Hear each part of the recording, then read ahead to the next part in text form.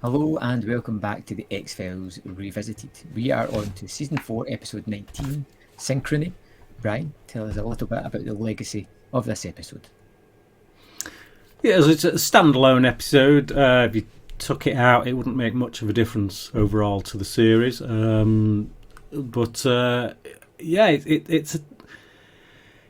I don't think it's one that is considered like totally forgettable. I mean, I remembered it, so as an X-Files fan, it stuck in my mind. And it deals with something that we're not really accustomed to seeing in the X-Files, which is time travel. But yeah, it's I don't know, like when you say because you always ask me this, like where's it sit in the legacy of the X-Files, and it's like we can never really start to answer that question until we play your favourite game, which is to guess where it sits on the IMDb top 217 episodes. Well, the ranking, basically. So we'll go with that. And then we'll talk about the legacy. Where do you think this sits in the IMDb ranking? 217. I'm going to go middle of the road, roughly, and say 131. Oh, you're out by 10. It's 121. But yeah, I mean, that tells you pretty much, it answers your question. Where does this sit in the legacy of the X-Files? Well, it's right in the middle. So it's neither loved nor hated.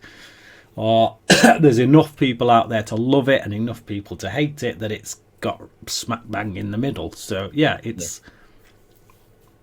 There you go. Like, which side of that fence you sit on is what I'm most intrigued to find out. Right. Okay. Shall we dive into it then? Let's. Okay, so we've got an old man who's trying to talk to these two other men, this Jason and Lucas. They seem to be having a bit of an argument. And the old man warns the two men of Lucas's death. So these men, Jason and Lucas, death by bus. But they don't want to hear him. They just think he's an old kook. And then the campus security guard, because they're on a university campus security guard comes and takes the raving lunatic away. But then just after they do so, Lucas gets hit with a bus and he's killed. So dun dun dun. I think it's a pretty good opening. At first I thought someone was chasing the old man because he's so like panicky and out of breath and running down the street, and then you realise it's going to be one of the two guys, and then when he starts dropping in their names and things like that, you're like, oh, it's kind of weird, and then the premonition is really kind of fun, I think, and then obviously you get the guy hit with the bus, and the bus driver does the only thing he can do, and that's instantly blames somebody else for his mistake. What did you do? What did you do? I wasn't driving the bus, pal. Yep. You pushed him into me. Yeah. Okay. It's an interesting opening. It opens up like a lot of ideas, and we're going to discover this one. Although the series is most definitely science fiction, this leads into a lot more like typical science fiction tropes. Time travel, freezing people, cryogenics, that kind of stuff. Yeah. It does lead into say like fun ideas. Yeah, absolutely. Okay. So Mulder fills Scully in and he shows her Jason's testimony video. It says the security guard that had picked up the old man is now dead. Dun, dun, dun. Yeah. It's just like the introduction to the mystery, really, isn't it? Why Mulder is so interested in this case. And you can see Scully just going like, when's it going to come? Like almost like, just waiting, dreadful, going, when is the craziness going to happen? It's just a kind of A to B sequence leading you, isn't it? It's one of the tropes of the X-Files, isn't it? That you have the introduction, which sets things up, and then immediately after the credits, invariably you tend to have Mulder explaining to Scully something that makes Scully go, right, so where are you you coming at this from? Yeah. And then Mulder usually comes out with some pithy comment. But yeah, it's pretty much, it's kind of paint by numbers X-Files when you get to, Yes. to this 100%. point. Yeah.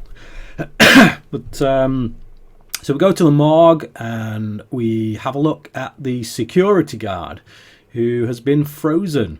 And he's apparently still getting colder. So, yeah, his body's still freezing even now, which is, yeah, an interesting concept. It's kind of weird. Yeah. Mm-hmm. And then Scully sees something in his ear, doesn't she? Yes. A little mark of some sort. Yeah. So Mulder goes to see Jason.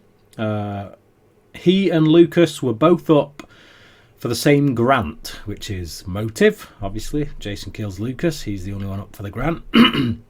Lucas had threatened to tell the board that Jason had falsified research results. That research was in cryobiology, which obviously ties to the security guard being frozen. Scully calls to say Jason's prints are on the security guard. So, yeah, it's not looking good for Jason, basically. No, it's not. And I think one of the big surprises in this episode is kind of given away here. I felt, because or maybe it's just seeing as many movies as we have been. You're like, okay, I kind of know who the old guy is. I think it is, because this has been the thing with it. There's always been the thing with this episode. I remember watching this, and it doesn't take away too much from the episode, because I actually still think it's a pretty decent episode. But I have specific memories of watching this when it first aired on TV. And right in that introduction, when the old man comes and he starts telling them, I suspected that he was Jason from the future. And then we get to this scene, and then I was like, yeah, it's definitely him. So that's what we're dealing with. Let's see what happens. But yeah, I do think it's pretty much spelled out pretty clearly. I love Jason's reaction though when Mulder says that the security guard was killed by freezing. Yeah. And Jason's like, is this a joke? Is this like, are you trying to wind me up? Like, it's just because obviously, yeah. But technology's years away, apparently. Yeah. So there's a hotel mix-up by who I'm going to call him Principal Kwan, because for anyone who's seen Smallville, I know this guy is Principal Kwan from Smallville. So Principal Kwan is trying to check into a hotel, but there's been a bit of a mix-up when the old man shows up, and only for him to kill Principal Kwan, who's actually a scientist. So yeah, takes him into his hotel room and does away with him. So yeah, it's a good sequence. You're kind of like, what the hell's going on? And then to see the guy being frozen and kind of holding up the hand and kind of like, yeah. It's a kind of a good effect. I like it. Yeah. So Scully thinks Jason obviously has an accomplice. What's going on there? Sorry, something's just... Never mind. Sorted. Right. So Scully thinks Jason is obviously has an accomplice. Says both frozen men were injected with something. So that's what she saw on the air, I think, was it? Or was that the fingerprint? I don't know. Can't remember. So it's all looking a little bit too kind of like, yeah. Scully's kind of piecing it together quite neatly. Until Mulder starts having theories, but there you go. That's the X-Files for you. So they go to see a Dr. Yanelli to ask her to identify the substance that had been injected. And I got to say, this woman, I feel like I'd seen her somewhere before, and then I realised I've not seen her somewhere before, but she does look remarkably like an actress who played another character on Smallville that became Lexi's wife back in like season 2, I think it was. So that got a bit jarring because I was no longer watching X-Files. I felt like I was watching Smallville, but anyway, she says it doesn't exist yet, the material that supposedly caused the freezing, and that it's at least 5 to 10 years away from being designed. She also says the scientist may not yet be dead. Dun dun dun. Yeah. So they resuscitate him and then kill him, which is a really brutal scene. Fantastic scene. My favourite of this episode. I thought it might be.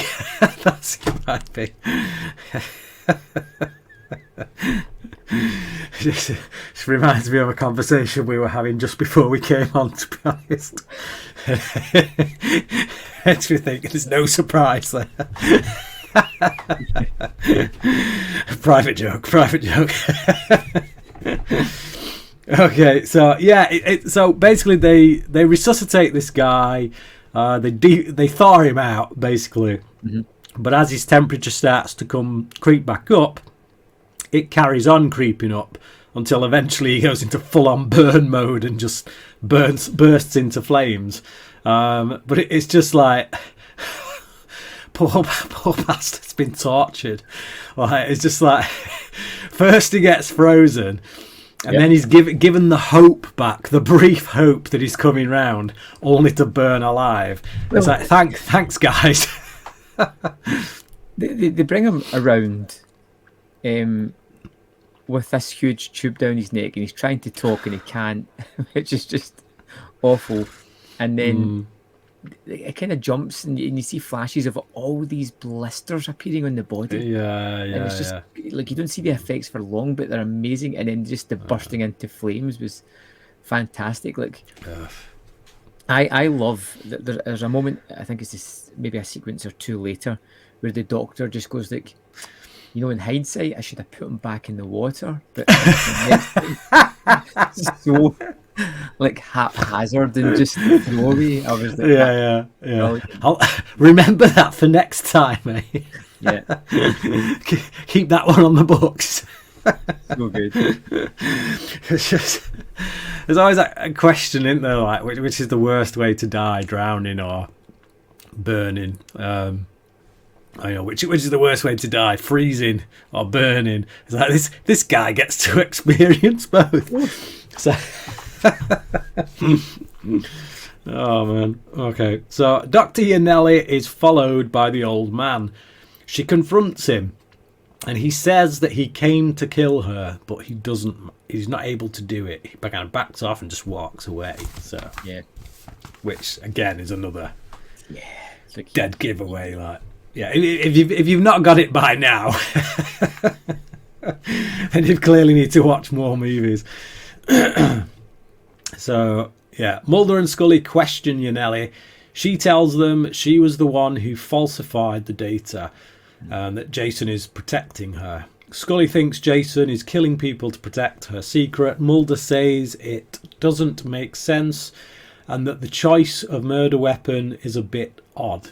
Yeah, it's like if you're just trying to take these people out to protect her secret, why would your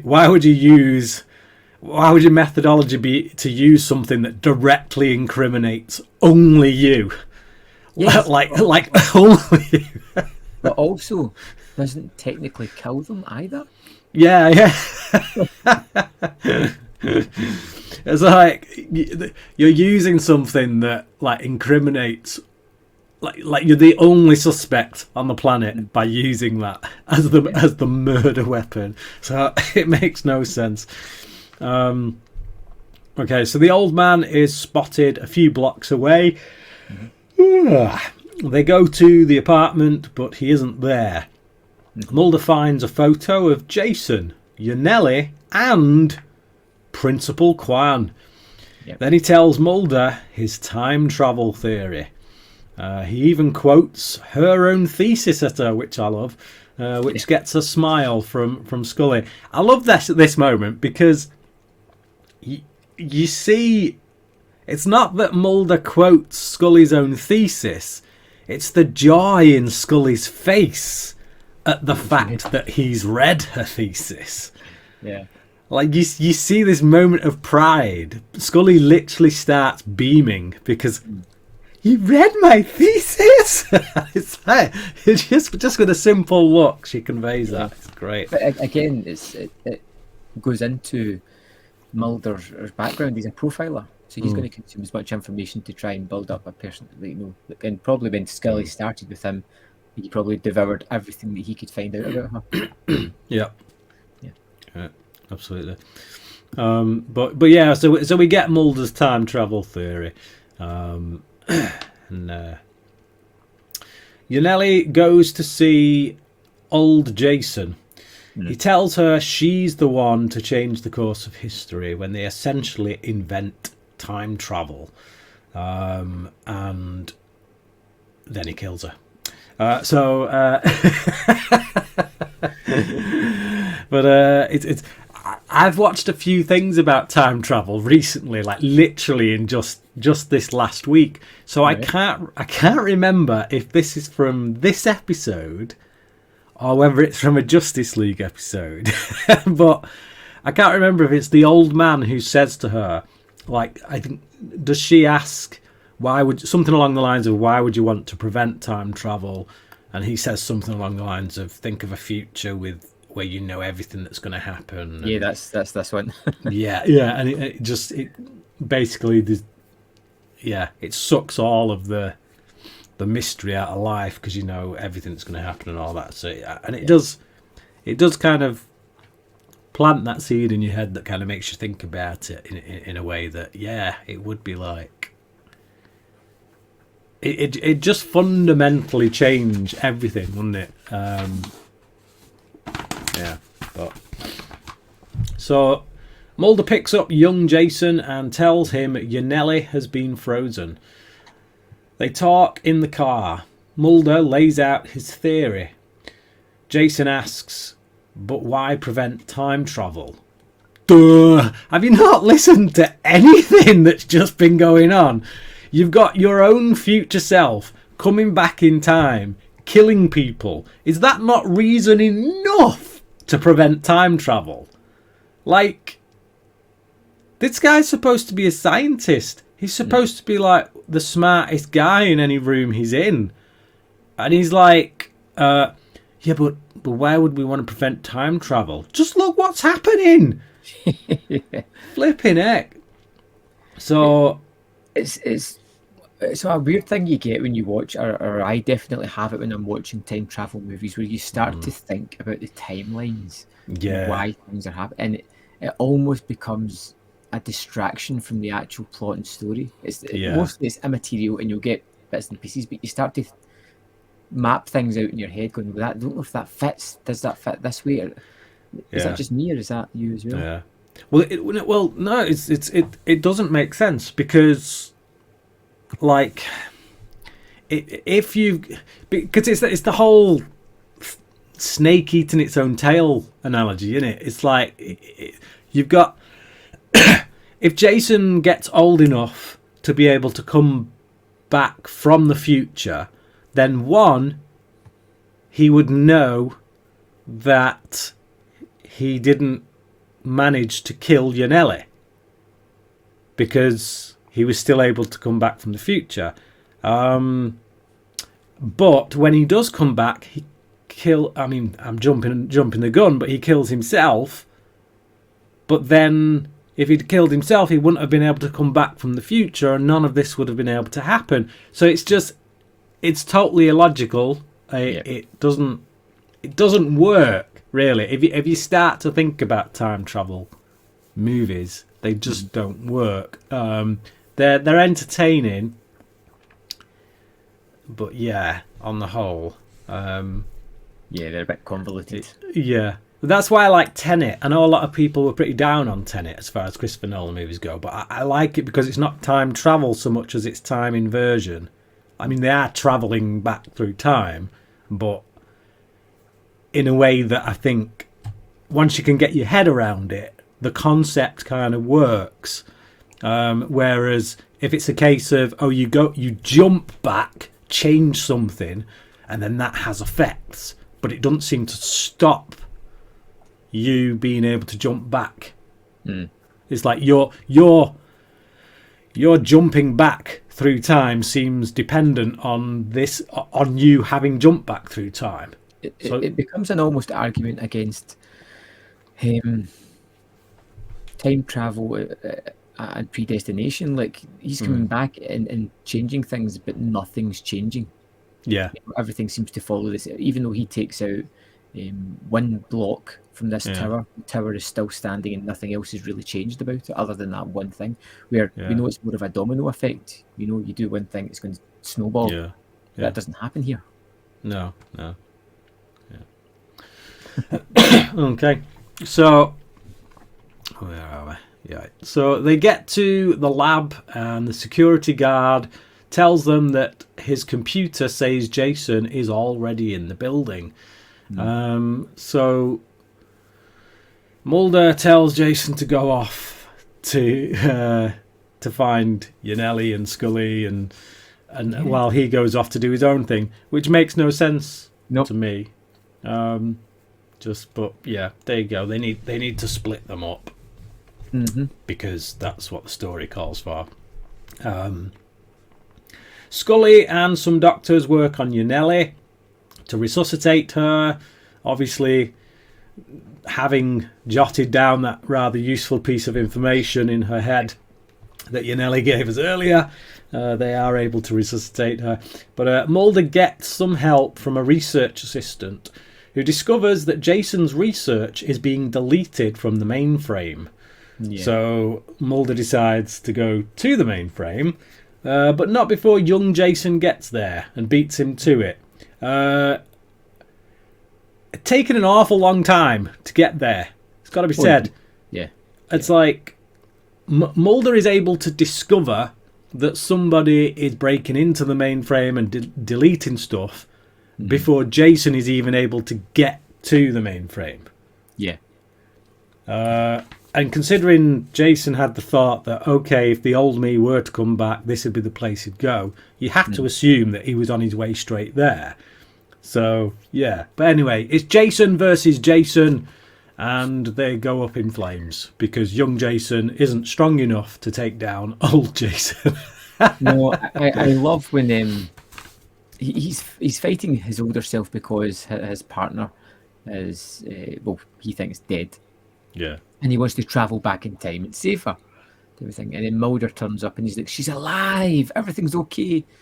And Jason goes, well, hang on till I turn my back against this lethal killer, and I'll slowly wander with a dazed look on my face towards the door. Why? And it's I do like the idea, they kind of integrate it into the story about time travel affecting the body's core temperature. And the reason the old man's constantly taking the injections is to keep his temperature lower.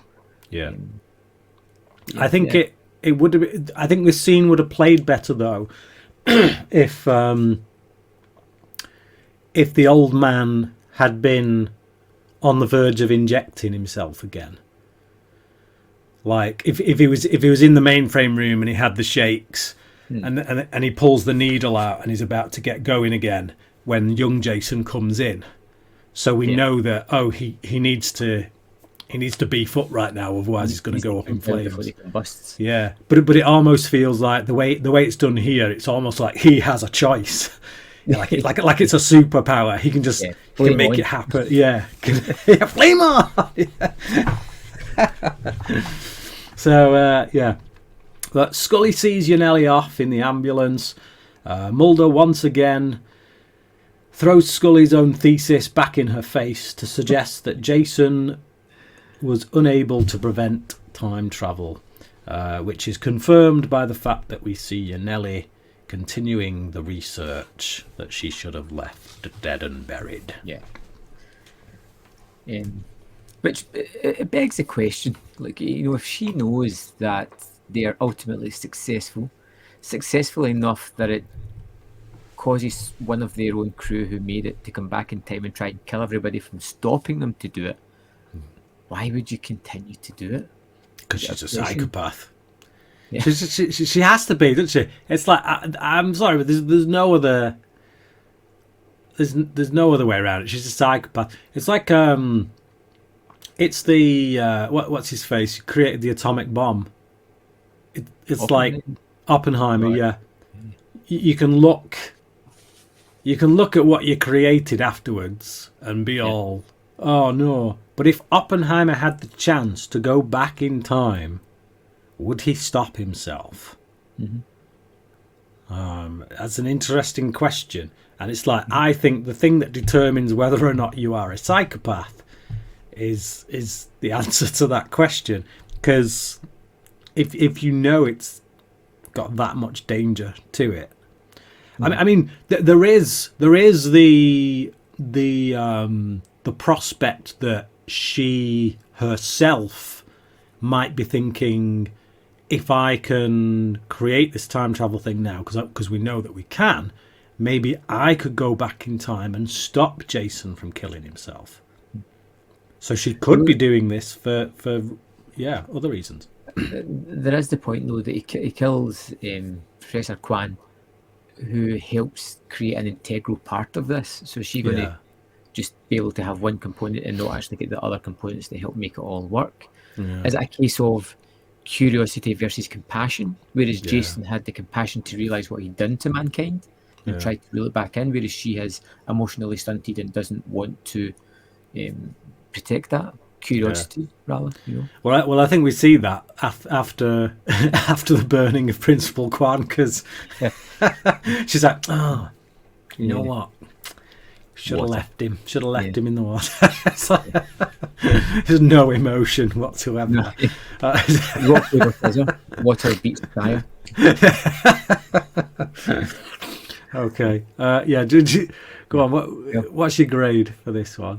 I think I'm going to give it a 3 out of 5, Brian.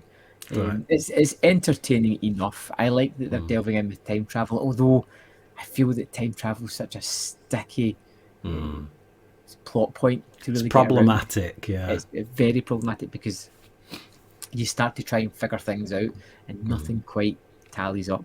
I love the sequence of the guy bursting into flames. I thought that was terrific. I kind of like the storyline, even though it's familiar and it's nothing out there like original.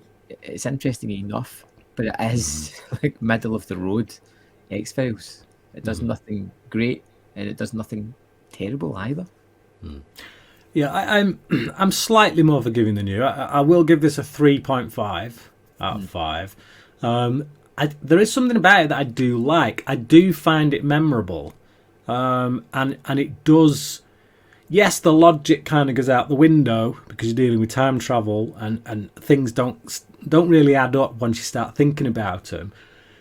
But it does what any great story should do, which is it gets you thinking about things. It gets you thinking about, if we had this power, would it be good? What would be the effect on humanity having this technology and things like that? It's I do like it. It is memorable, but it is kind of middle of the road. You can see why it sits at 121. 100%. Yeah, almost smack bang in the middle of like the X-Files. So yeah, totally. Okay, so tell me a little bit about episode 20, Small Potatoes. I think you're gonna really love Small Potatoes. So it's a comedy episode. It's not written by Darren Morgan, but it does star Darren Morgan as a shape-shifting man with a tail. It is funny. A man with a story. Pardon? A man with a story. Yes. Man with a tail. So it's written by, I think it's written by Vince Gilligan. Right. I'm pretty sure it's written by Vince Gilligan. And yeah, it's funny, it's memorable, it's goofy, it's essentially, like Vince Gilligan was kind of like heir to the throne of Darren Morgan. You know, once Darren Morgan stopped writing, Vince Gilligan kind of he was the only one who was able to take that side of the X-Files and really run with it and do a good job with it. So yeah, I think you're gonna love it. Yeah. Okay. Well, that's something to look forward to. Small Potatoes. It doesn't ring a bell at all. Okay. So I'm looking forward to delving into that one and seeing, because I know you've mentioned it before as like a sort of standout from this season. Yeah. So I guess we'll see that. So join us next week when we'll be talking about Small Potatoes. Hopefully it'll be a good one. Better than just average would be nice, to be honest. Yeah. Yeah. So thanks for listening or watching on the YouTube channel, and we'll see you next time on the X-Files Revisited.